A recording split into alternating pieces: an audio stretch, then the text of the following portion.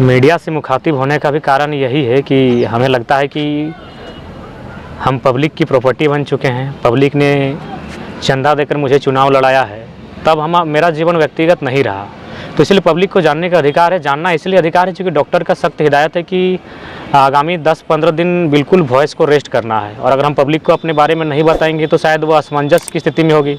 वह सुबह मेरे घर आ जाएगी, हमसे समस्या को लेकर आ जाएगी, और अगर हम उनकी समस्याओं को नहीं सुन पाएंगे, घर में नहीं रहेंगे, तो उनको भी बुरा लगेगा। तो इसलिए आज हम अपने बारे में भी थोड़ा बताना चाहेंगे। हालांकि स्थिति थोड़ा ख़राब है, रिपोर्ट है, और हालांकि सब चीज़ बताना नहीं चाहिए, लेकिन मैं बार बार कह रहा हूँ मैं पब्लिक की प्रॉपर्टी बन चुका हूँ। लोगों ने मुझे चंदा देकर चुनाव लड़ाया है, तो लोगों की मुझसे अपेक्षाएँ हैं, तो मेरा कुछ भी लाइफ पर्सनल रहा नहीं। तो फिलहाल दिल्ली में गए थे तो कुछ समस्याएं आई, जिसमें लंग्स और थ्रोट में इंटरनली मतलब अंदर साइड से छोटे छोटे घाव, मतलब इन्फेक्शन कर सकते हैं। मैंने थोड़ा भी मामूली घाव का रूप लिया है, ये सारे रिपोर्ट्स हैं। और मतलब उसका रीज़न यही है कि बोलना, अगर आप बोलने, और हम तो 1 साल पहले ही मुझे वार्निंग भी मिली थी कि आप अगर बोलेंगे तो थ्रोट का प्रॉब्लम होगा, और प्रॉब्लम हो चुका है। यानी कह सकते हैं कि हम जानबूझ के एक्सीडेंट अपना करवा रहे हैं। बस रीज़न है कि जनता, जब भी जनता समस्या लेकर आती है हम भावनाओं में भर जाते हैं, चाहे पदाधिकारी रहो चाहे कुछ भी रहो, हम तुरंत उनकी समस्याओं का समाधान करने के लिए प्रयास करने लगते हैं। तो इसीलिए थोड़ा सा आप जनता से हम कुछ दिन के लिए माफ़ी चाहेंगे, इसीलिए आज मजबूरी में अपना रिपोर्ट भी हम लेके आए हैं। हालांकि आज से पहले 2 सालों से मैंने कभी नहीं कहा, लेकिन ये सत्य है कि मेरा 29 साल की उम्र में मैं आपको बताना चाहूँगा कि जितना मैंने पूरी ज़िंदगी में दवा नहीं खाया है, मात्र इन 2 सालों में खाया। जितना मेरा ज़िंदगी में पानी नहीं चढ़ा उतना पानी इन 2 सालों में चढ़ा। जितना रोग मेरा पूरा जीवन में नहीं हुआ था उतना इन 2 सालों में हुआ। तो फिलहाल लंग्स में और थ्रोट में अंदर साइड से छोटे छोटे मतलब दाग कह सकते हैं या हल्का मामूली घाव कह सकते हैं, ये उसकी रिपोर्ट है।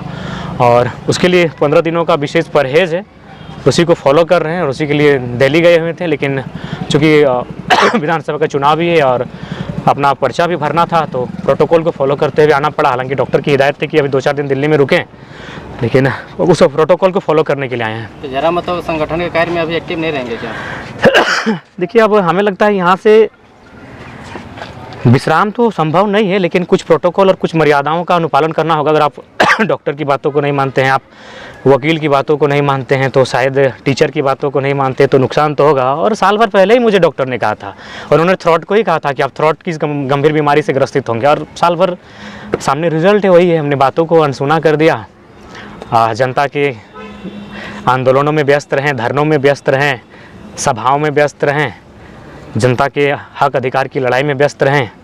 तो ये कह सकते हैं 29 साल की उम्र में एक युवा है। जहाँ 70 साल का कोई विधायक होता है तो मामूली खरोच आता है तो सीधे साउथ इंडिया भाग जाता है, कलकत्ता भाग जाता है, तो दिल्ली भाग जाता है। लेकिन 29 साल का युवा जिसका पूरा कैरियर पड़ा है, लेकिन उसने कभी अपने जीवन की परवाह नहीं की। और आज 2 गंभीर बीमारियों से, फिलहाल मैं 2 नई गंभीर बीमारियों से आपको परिचय करवा रहा हूँ। 12 जो है वो पुरानी बीमारी हैं, इसमें तमाम आँख का भी रिपोर्ट है, आँख में भी इशू आया है, लीवर का भी इशू है, बहुत सारे इशू हैं, मतलब 1 दर्जन इशू है। लेकिन 2 इशू जो नए आए हैं वो थ्रोट का है और लंग्स का है। आगे सवाल कीजिए। आगे ये जो चीख ज़्यादा बात करते हैं, आप भाषण देते हैं, उसका कारण है क्या? वही कारण है जनता के लिए जो आप चीख करते हैं, मतलब वही आंदोलन में जाना, पब्लिक से मिलना, बातें करना, सभाओं में भाषण देना, वही कारण है। ये खास रहे उसी की वजह से क्या है? अच्छा, जयराम महतो एक नए सिरे से राजनीति कर रहे हैं। पहले जिस टाइप का JSSC का वैकेंसी निकलता है उस टाइप से विधायक बनने के लिए वैकेंसी फॉर्म भरवा रहे हैं। जी देखिए, हम लोग कुछ नया करना चाहते हैं, और नया करने के लिए राजनीति में है, इसीलिए अड़चने भी आ रही हैं। जब से हमारी पार्टी का रजिस्ट्रेशन कंफर्म हुआ है, लोग मतलब एक नहीं एक किसी नवजात पर चील को वे झपट्टा मारते हैं, उसी तरह एक नए जीव की तरह हम एक कोई नया जीव हैं, कोई छोटा सा हम पक्षी हैं, एक छोटा सा जीव हैं, और बाकी जो राजनीतिक दल, उनके साजिशकर्ता, कुछ यूट्यूबर्स एक झपट्टा मार रहे चील और गीद की तरह। जब से मेरी पार्टी का रजिस्ट्रेशन हुआ है, स्वाभाविक है आपके मन में भी कुछ नाम आते होंगे, तो इन चुनौतियों से कैसे निपटे उसके लिए भी हम लोग तैयार हैं। लेकिन जेन्युइन सवाल है जयराम जी, आप आंदोलनकारी का पार्टी कहते हैं, गरीब लोगों का पार्टी कहते हैं, और फिर फॉर्म भरने के लिए 5000 दे रहे हैं। देखिए अनिल जी, आप अगर है तो आप मेरे फॉर्म में कहीं नहीं लिखा है कि हम 5000 डिमांड किए हैं। किसी भी प्रत्याशी ने अगर फॉर्म 5000 रुपये के लिए लिया है तो मैं सख्त हिदायत दूंगा कि वापस कर देंगे, वो आएँ और वापस मांग ले। सबसे पहला बात, जब आप पार्टी में आते हैं, देखिए कोई भी पार्टी को चलाने के लिए 4 क का होना बहुत ज़रूरी है। अगर 4 क को आप महत्वपूर्ण नहीं देते हैं तो आप कभी पार्टी नहीं चला पाएंगे। 1 क से होता है कार्यालय, 1 क से होता है कार्यकर्ता, एक क से होता है कार्यक्रम और एक क से होता है कोष। बिना कोष का कोई राजनीतिक पार्टी नहीं चलता है अनिल जी। तो सुनिए, हमारे पार्टी का संविधान, जो भारत का जो संविधान है ना, जहाँ 1951 आर्टिकल के तहत जब आप पार्टी का रजिस्ट्रेशन करते हैं ना, तो वहाँ आपको तमाम अनुच्छेद बना के देने होंगे कि आप कई साल में मीटिंग करेंगे, कितने महीनों में आपकी जिला की मीटिंग होगी, आप जो सदस्य बनाएंगे उसका शुल्क क्या होगा, ये संवैधानिक है। तो सबसे पहले जो जान वो राजनीति को नहीं जानते हैं, जो गला फाड़ के चिल्ला रहे हैं, हल्ला कर रहे हैं। हमारे पार्टी के संविधान में जो दिल्ली के चुनाव आयोग से मान्यता प्राप्त है, वहाँ स्पष्ट शब्दों में लिखा है कि जो हमारी पार्टी में केंद्रीय पदाधिकारी, केंद्र सदस्य होंगे, उनको 5,000 रुपये शुल्क वार्षिक लिए जाएंगे। जो जिला में होंगे उनको 3,000 शुल्क लिए जाएंगे। जो प्रखंड और पंचायत में होंगे उनको 2,000 रुपये शुल्क लिए जाएंगे। उसके बाद अगर मान के चलिए कोई अगर केंद्र में भी नहीं है, कोई अगर जिला में भी नहीं है, तो कोई भी पार्टी, आपको भी मालूम है, कोई स्कूल रहे, कोई अस्पताल रहे, चाहे कोई चैरिटी रहे, कोई संस्था रहे, वो डोनेशन से चलती है। और डोनेशन कोई गलत चीज़ नहीं है।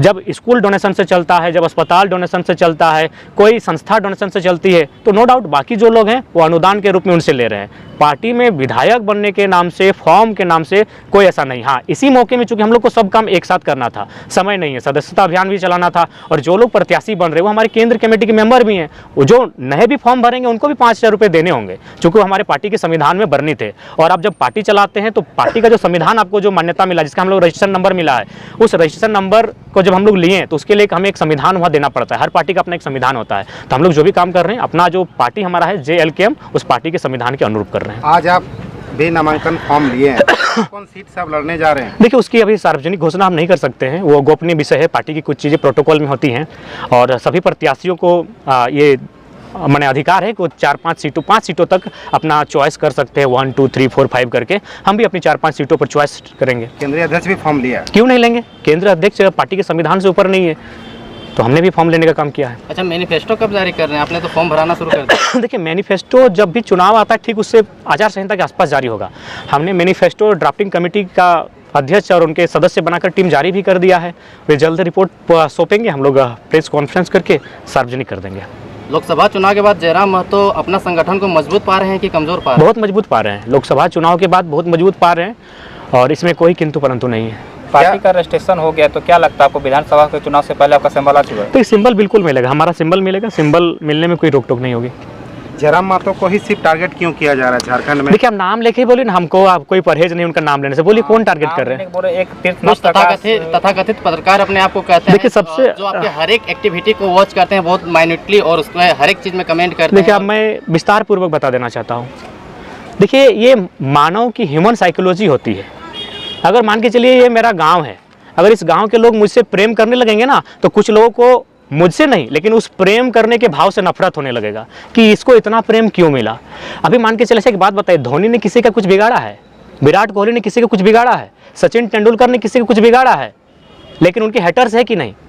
तो लाइक दैट, जब आप सक्सेस होते हैं, जब आप अच्छा काम करते हैं, तो कुछ लोग हेटर्स मिलते हैं। देखिए, एक आलोचना अलग होता है, हेटर अलग होता है। जैसे मान के चलिए मैं भरे मंचों पर धोनी के ड्रीम 11 का खिलाफ करता हूं, रोहित शर्मा रहे चाहे विराट कोहली के विदेश में शादी करने का भी मैं खिलाफ हूं। लेकिन जब भारत को जरूरत पड़ती है कि 3 विकेट गिराए, मैं चाहता हूं कोहली शतक बनाए। इसका मतलब मैं उनका हेटर नहीं हूं, मैं उनका आलोचक हूं कि आपने विदेश में शादी किया, आपने ज्वेलरी ऑस्ट्रेलिया से मंगाया, आपने पानी का बोतल फ्रांस से मंगाया, तो मैंने उनके इस व्यवहार की आलोचना की, मैं उनका आलोचक हूँ। लेकिन ये जो लोग हैं मेरे आलोचक नहीं है, मेरे हेटर है। अगर आप मेरे आलोचक थे तभी तो 8,000 रुपये अंगद नायक को नहीं दिए तो सवाल उठाए। नहीं, आप बिल्कुल उनके परिवार को, सबसे पहली बात उसकी भरपाई कोई नहीं कर पाएगा। लेकिन आप सच्चाई जान लीजिए, जब वो घटना घटी थी उस समय हम लोग जितना सहयोग पड़ा था, बहुत सहयोग किए थे, और आगे भी हम लोग का कोई। अच्छा, एक बात बताएं, नरेंद्र मोदी 3 बार प्रधानमंत्री बने, क्या भारतीय जनता पार्टी के कार्यकर्ता या फिर कोई अन्य दल के कार्यकर्ता सड़क किसी दुर्घटना में घटना नहीं होता है? क्या कोई ऐसा पार्टी है जो किसी परिवार के लिए ऐसा खड़ा होता है? तो देखिए, हमने भी, जब हमारी पार्टी कोई विधायक नहीं है, हमारा पास कोई स्रोत नहीं है, उसके बावजूद हम लोग हमेशा खड़े रहे उस परिवार के साथ। लेकिन कुछ लोग हैं जो मतलब दिग्भ्रमित करने का प्रयास करते हैं। बोला जा रहा था कि आप उसको परिवार को 8,000 महीने। नहीं, ऐसा कोई स्टेटमेंट है तब दिखा दीजिए, मेरे जुबान से अगर कोई स्टेटमेंट है तो दिखाइए। नरेंद्र मोदी 3 बार प्रधानमंत्री बन गए, तो आज तक उनके राजनीतिक दल से कितने लोगों का घटना घटा? JMM आज इतनी बड़ी पार्टी है, उनके दल से कितने लोगों ने शहादत दिया है, कुर्बानी दिया है? देखिए, परिवार की मुसीबत में साथ आना ये स्टेटमेंट है, और आगे भी हम लोग खड़ा रहेंगे, भले उसके परिवार हमारी क्या बोलती है। उसके बाद देखिए, जहाँ तक आप जिस भाई साहब की बात कर रहे हैं, मैं आपको क्लियरली बताना चाहूँगा, वो उनका जो स्वभाव है वो एक घृणित विकृत मानसिकता का स्वभाव है। उसकी कहानी शुरू होती है मेरे आंदोलन में आने से। देखिए, मेरी आलोचना अगर 2 साल बाद होती तो मैं स्वीकार करता कि चलो अब मैं राजनीतिक पार्टी बना चुका हूँ। मेरी आलोचना तो भाषा आंदोलन के बीच बीच में होने लगी थी, जब मेरा ग्रोथ बढ़ने लगा, जब मेरा क्रेज बढ़ने लगा, लोगों में मेरी पॉपुलैरिटी बढ़ने लगी, तभी मेरा विरोध होने लगा था। और जो भाई साहब की बात करते हैं उनसे पूछिएगा, 21 तारीख को देखिएगा, आज भी उनका पोस्ट होगा कि मैं अपने कुछ साथियों के साथ पदयात्रा में जा रहा हूँ, कुछ साथियों के साथ। जबकि 17 तारीख को 4 दिन पहले धनबाद और बोकारो में 250 लोगों का मीटिंग था।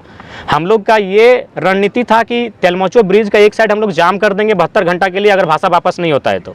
हमें लगता है उसके बाद जैसे हम लोग 17 को मीटिंग करते हैं और जब ये निर्णय आपस में चर्चा करते हैं, हालांकि तय नहीं हुआ था करेंगे कि नहीं, अगले दिन भाषा वापस हो जाती है। जब 18 को भाषा वापस हो चुकी है तो 21 को क्यों गए थे? तो इसका रीज़न यही था, एक हमारे तोपचाची के भी बड़े नेता हैं जो मेरे ही क्षेत्र के हैं, और उनको भी ये लगा था कि अगर ये लड़का आगे बढ़ेगा तो कहीं ना कहीं मेरे लिए संकट होगा। तो उन लोग एक प्लानिंग किया कि अब इसको पूरा राज्य जानने लगा है, इसके हाथों में नेतृत्व है, मानव श्रृंखला हो चुका है, लाखों की भीड़ आ चुकी है, अब क्या कीजिएगा ना कुछ नया कीजिए ताकि नेतृत्व को इसके हाथों से लिया जाए। तब वो क्या किए, पद यात्रा निकालें। आपको पद यात्रा जाना था, हम लोग भी समर्थन करते। उस मीटिंग में चर्चा काहे नहीं हुआ? जो मीटिंग धनबाद और बोकारो तेलमोचो ब्रिज में बुलाया गया था, जिसमें 250 नौजवान थे, उस मीटिंग में वे भी उपस्थित थे। जो लोग पदयात्रा में गए थे वे लोग भी उपस्थित थे, जबकि 4 दिन पहले मीटिंग हुआ था। तो इसका रीज़न एक ही था कि वे लोग चाहते थे कि नेतृत्व को जयराम महतो के हाथों से ले लें, क्योंकि सबको नेतृत्व करता बनना था, सबको लीडर बनना था, और वो नहीं चाहते थे कि हम लोग से जूनियर लड़का लीडरशिप करे। क्योंकि आपको भी उनका इतिहास मालूम है, सूर्य सिंह बेसरा उनको एक बार कहाँ सीएम प्रोजेक्ट कर चुके थे हाथ खड़ा करके।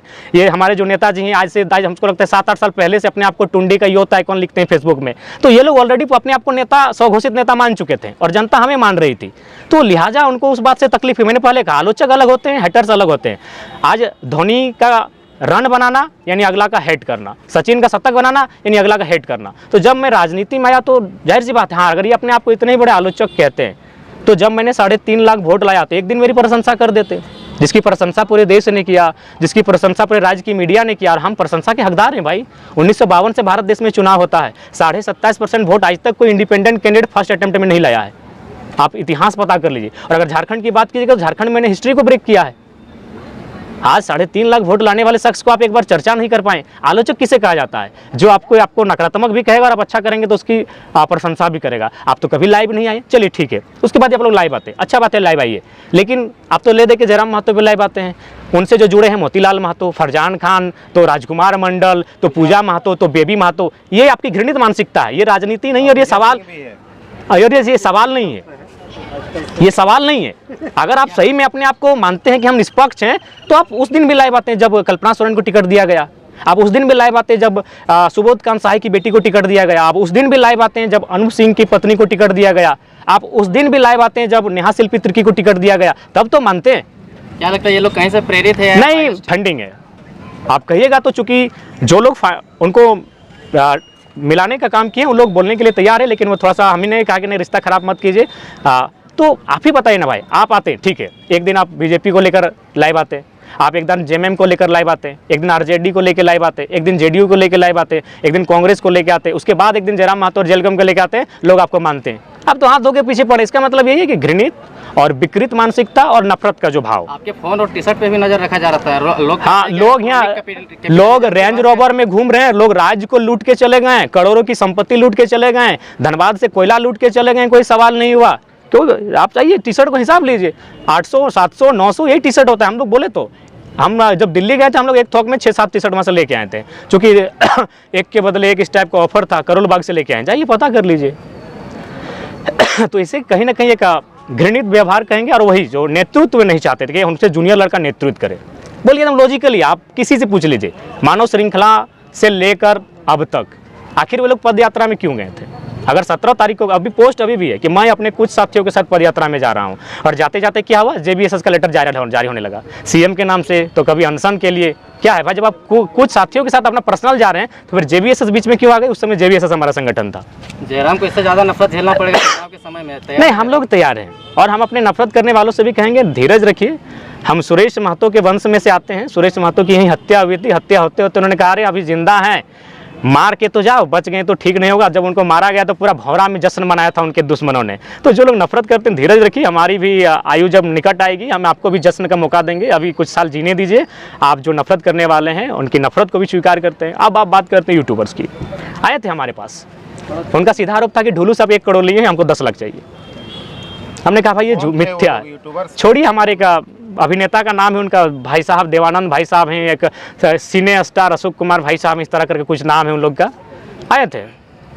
और उसके बाद भी उन लोग को कौन मैनेज किया, वो लड़का तैयार है, वो लड़का कपूरिया का है, लेकिन वो है कि वो एक जेएमएम के बड़े नेता का रिलेटिव है। तो हम बोले नहीं, रिश्ता मत खराब करो मेरे कारण। वो बोलने के लिए भी तैयार है कि उनको हम कहाँ पैसा दिए हैं, कहाँ उनको वीडियो बनाने के लिए भेजे हैं, उनके साथ हम क्या क्या किए हैं। तो ये पैसा नहीं दी इसलिए आपको जी जी पड़े। मांगे हमारे। जयराम महतो पर भी तो आरोप लगता है, तो आपके पास कुछ प्रूफ है कि ये लोग पैसा उठाया है? हाँ प्रूफ, हाँ बिल्कुल आपको प्रूफ दिला देंगे। आप बोलिएगा तो अभी टेलीफोनिक बात करा देंगे।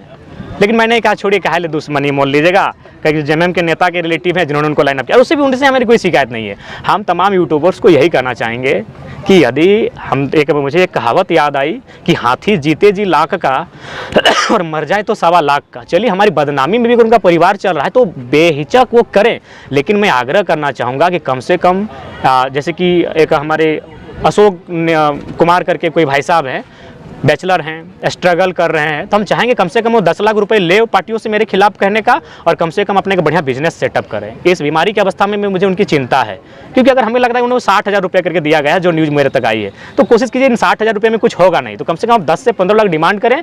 बिल्कुल आप मेरे खिलाफ बनाइए, कम से कम इसी बहाने अगर मेरा भाई एक सेटलमेंट हो जाता है तो मुझे खुशी होगी। और अभिनेता देवानंद जी भी, अगर उनका परिवार अगर सेटल हो जाता है तो कम से कम मोटी रकम ले, ताकि एक बढ़िया बिजनेस में वो लगाए। लेकिन चुनाव नहीं होगा तब तक आपके पीछे ये लोग पड़े रहेंगे, कैसे नहीं? वही टास्क ही वही है। देखिए, सबसे पहले इन्होंने 3 जिला परिषद का इंटरव्यू लिया था, मुझे याद है, एक तोपचांची का जिला परिषद, एक दुगदा का जिला परिषद, एक ऊपर घाट का जिला परिषद। जब आपने उनके खिलाफ मेरा इंटरव्यू लिया तो अभी जाके इंटरव्यू लीजिए, तीनों को पंचायत में हम पटक के आए हैं, तीनों को पंचायत में हम उनका बूथ से लीड करके आए हैं। अभी इंटरव्यू काहे नहीं ले रहे? इसीलिए इंटरव्यू लेना जनता का लीजिए, हमें शिकायत नहीं है। अगर आप नेता का प्री प्लानिंग इंटरव्यू लेंगे तो अभी प्री प्लानिंग तीनों को फिर से लीजिए।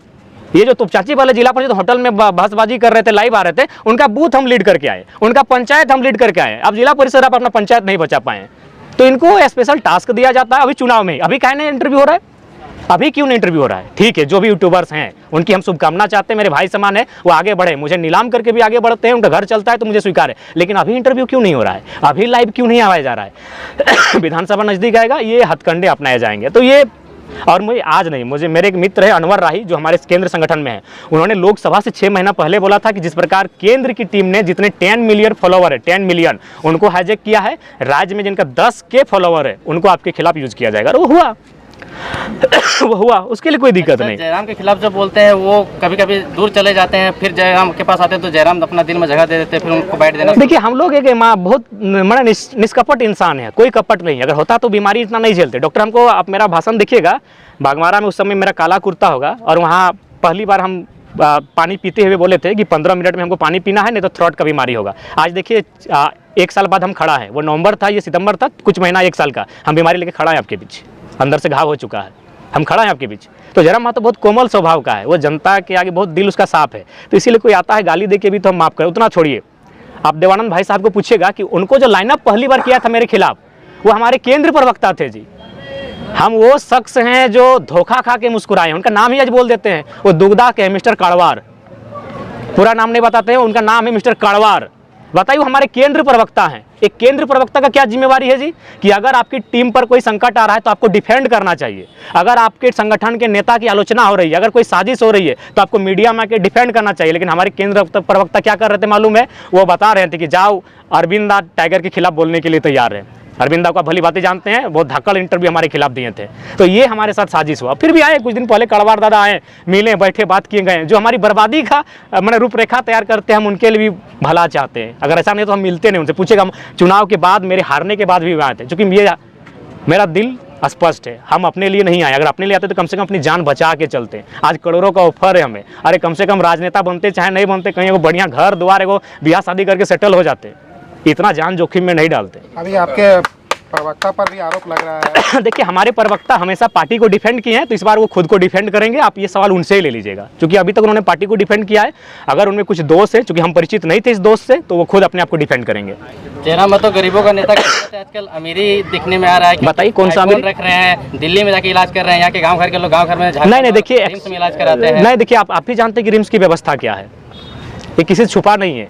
और ये इलाज हम अपनी खुशी से नहीं करा रहे हैं, मेरे दोस्त हैं वहाँ, वे लाइन अप कर रहे हैं। हम हैदराबाद भी गए थे, हम लगभग 15-20 दिन हैदराबाद में रह के आए थे। हम दुर्गापुर मिशन से भी इलाज कराए हैं। सवाल यहाँ जब जीवन पे आन पड़ती है तो बहुत सारे लोग आते हैं जो आपको चाहते हैं वो खर्च करने के लिए तैयार होते हैं। तो इसमें इलाज से आप देखिए, आप किसी के इलाज से अगर गरीबी अमीरी को जोड़ेगा तो बड़ा दुर्भाग्य है। दादा, एक विधानसभा से 15-20 लोग ने फॉर्म लिया, जमा भी किया, कैसे आप चयनित कीजिएगा कि उनको उम्मीदवार उतारिएगा? देखिए, टीम तय हुए हैं वो टीम ही तय करेगी कि मैंने कैसे चयन करना है। संसदीय बोर्ड है, स्क्रीनिंग कमेटी है, समन्वय समिति है, वो टीम ही है और टीम के माध्यम से ही तय होंगे। क्या आगे जो आपकी सभाएं हैं वो क्या होगी कि रद्द हो जाएगी? देखिए, अभी फिलहाल तो हम स्थिति में नहीं है कि अब 10 दिनों तक हम लॉर्ड वॉइस में बोल सके। और ये 13 तारीख है और 13 के बाद हम मीडिया से दर्शन अब 25 तारीख के बाद ही देंगे। मीडिया से मेरा दर्शन भी अब 12 दिन नहीं होगा, क्योंकि अंदर से थोड़ा सा बहुत हम तकलीफ में जयराम, जब स्टेटमेंट दे रहे थे कि सबका RTI मार के रखे हैं, सबका चुनाव से पहले काला चिट्ठा निकालेंगे, कहाँ कुछ नजर नहीं आ रहा है? आएगा हर एक विधानसभा में, जब उनके विधानसभा में जाएंगे ना तो बाकायदा नाम के साथ बताएंगे कि इन विधानसभा। JB केसेस में गुटबाजी चल रहा है क्या? कुछ दिनों को आपके ही नेता मतलब अलग से प्रेस कॉन्फ्रेंस कर रहे थे और कुछ देखिए, सबसे पहला बात अनिल जी एक बात कहना चाहेंगे, प्रेशर करके कोई टिकट नहीं ले सकता है। अगर धनबाद का प्रत्याशी धनबाद में प्रेस कॉन्फ्रेंस करेगा, हमें दिक्कत नहीं है। हजारीबाग और कोडरमा और चतरा वाले अगर रांची में जाके कॉन्फ्रेंस करेंगे तो भैया प्रेशर से टिकट नहीं मिलता है। आप जनता के बीच रहिए। आप मेरे प्रत्याशी से पूछिएगा तो किसने समीक्षा बैठक अभी तक किया है? जयराम महतो के अलावा एक प्रत्याशी ने समीक्षा बैठक नहीं किया है। बाहर भैया, बूथ कमेटी आप नहीं बनाएंगे, हारने के बाद समीक्षा बैठक भी आप नहीं करेंगे, खाली चुनाव लड़ेंगे क्या पार्टी में? पार्टी के लिए आपने क्या दिया? पार्टी ने आपको दिया, एक सम्मान दिया, तीसरा स्थान दिया। इससे पहले भी बहुत लोग चुनाव लड़े हैं, 3-4 लोग हमारे साथी चुनाव लड़े हैं, 1000, 800, 1200 वोट लाते थे, आज 80,000, लाख, 1.25 लाख, 1.5 लाख वोट लेके आए। तो JB केस संगठन ने आपको इतना बड़ा सम्मान दिया, अब संगठन को आप क्या देते हैं, ये सबसे बड़ा विषय है। आप अब विधानसभा के चुनाव में अपना बूथ, अपना पंचायत कम से कम लीड करवा के दीजिए।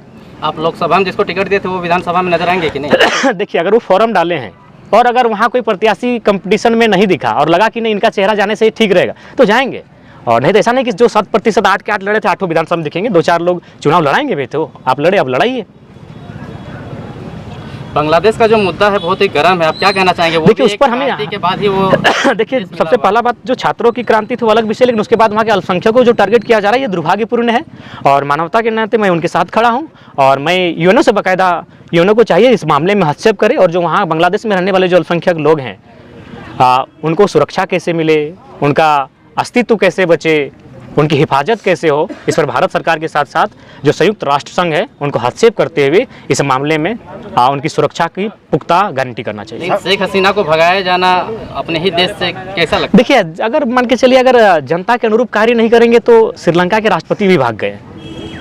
ऐसी घटनाएं असम में भी विधायकों के साथ हुई है। अगर आप जनता को ज़्यादा सताइएगा आज, तो हमें लगता है कि जनता एक दिन जब भूखी प्यासी हो जाएगी तो गोली खाने के लिए भी तैयार हो जाएगी, सड़कों पे आ जाएगी। तो इसीलिए ऐसा स्थिति ना हो, इकोनॉमी पे बात होना चाहिए। अभी देश के प्रधानमंत्री गैर जिम्मेवार स्टेटमेंट दिए, लेकिन किसी ने आलोचना नहीं किया। किसी मीडिया ने पूछा कि देश की इकोनॉमी ऐसी हो रही है, केस है कि अमीर अमीर हो रहा है और गरीब गरीब हो रहा है, तो बोले क्या सबको बराबर कर दें? बताइए, स्टेटमेंट ये तो नहीं, बिल्कुल सबको बराबर करना चाहिए। बराबर करने का मतलब है कि उसमें अंतर नहीं होना चाहिए। एक ऐसा स्थिति बनाइए कि किसी में अंतर ना हो, सबको बराबरी में आने का अवसर मिले। तो आज इकोनॉमी इतनी गैप है और उस पर कोई सवाल ही नहीं ले रहा है। अगर कोई सवाल कर रहा है तो देश के प्रधानमंत्री मजाक करके निकल जा रहे हैं कि सबको गरीब कर दें क्या, सबको अमीर कर दें क्या। एक देश के प्रधानमंत्री के सवाल नहीं होना चाहिए। तो अगर ऐसी स्थिति होगी तो युवाओं में, जनता में आक्रोश होगा ना। दादा, आप संथाल में बांग्लादेशी घुसपैठी पे क्या बोली है? मैंने उस पर स्पष्ट कहा है कि उस पर केंद्र सरकार, राज्य सरकार दोनों को हस्तक्षेप करते हुए बिल्कुल किसी प्रकार का घुसपैठ झारखंड में ना हो। उससे क्या होगा कि वहाँ की सामाजिक और सांस्कृतिक स्थिति में अवरोध उत्पन्न होगा। वहाँ से वहाँ के जो मूलवासी उनके जीवन में संकट उत्पन्न होगा, उनकी भाषाई, उनकी सांस्कृतिक परंपराओं में आहत होगी। तो इसलिए मेरा स्पष्ट है, उस पर मेरा स्टैंड स्पष्ट है। आदिवासी हॉस्टल में आदिवासियों को पीटा जी, उस पर उसके लिए हम खेद प्रकट करते हैं और आदिवासी सरकार है, आप तुरंत एक टीम का गठित कीजिए, उनको चिन्हित कीजिए और अगर वे घुसपैठ है तो देश से बाहर कीजिए। क्या संदेश है यहाँ से? संदेश यही रहेगा, ये राज्य बहुत तकलीफ के बाद राज्य बना है, इस राज्य का हितार्थ तो हम लोग यही चाहते हैं।